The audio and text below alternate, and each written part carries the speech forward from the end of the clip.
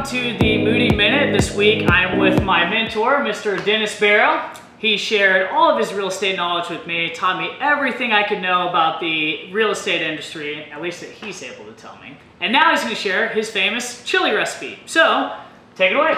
All right, well, first of all, let's talk about the meat content in the chili. I usually use a 50-50 blend between ground beef and sausage.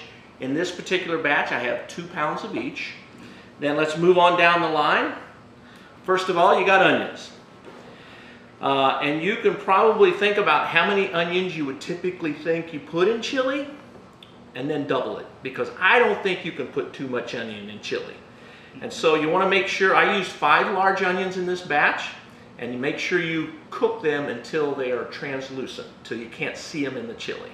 That's good. And cutting 5 onions will make you cry as much as the last time I had a mutual release. So keep that in mind. Also, I put in 2 large cans of petite diced tomatoes, and there again, so much of good chili is about the texture, so I use a petite cut.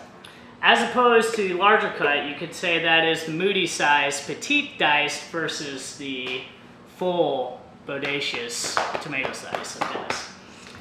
I put in diced jalapenos, and this is a special batch. This came from our assistant, Cheryl Gunn.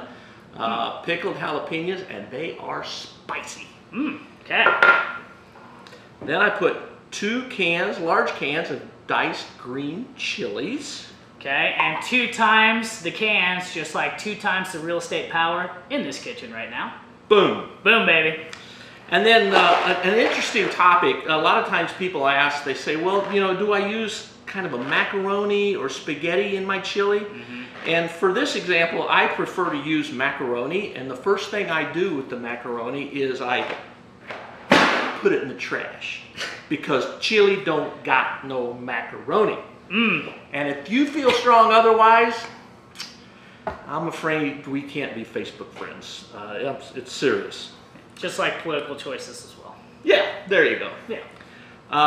The next ingredient is a little bit of liquid smoke, and there again I say a little bit. You just want to use a hint of it. I think I used maybe 2 tablespoons. Yeah.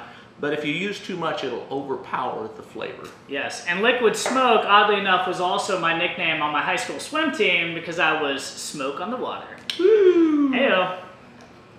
Then, of course, you need chili powder, and I usually use a lot more than most people do. In this particular batch, I used the entire can. Don't skimp. Don't hold back.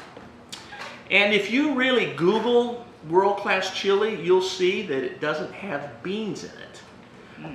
So I kind of cheat a little bit. I don't put beans in it, but I do put some refried beans in it, which it gives it kind of a nice smooth texture and gets a little bit of the bean flavor in. There you go. Ain't nobody got time for the real thing.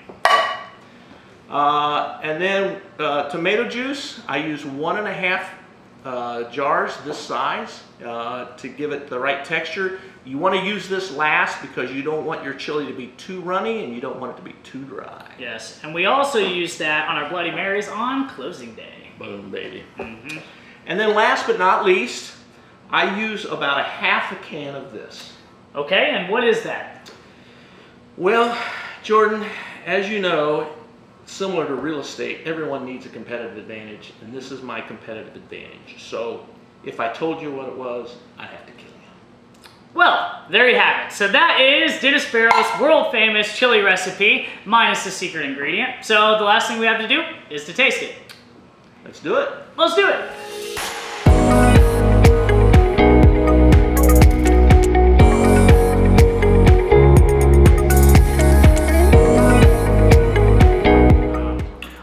Thank you guys for joining us for the Moody Minute, and thank you to Dennis Barrow, our fearless leader, for teaching us how to cook chili, and for targeting your real estate needs and chili, call Dennis Barrow, and for moving, get moving with Moody, call Jordan Moody.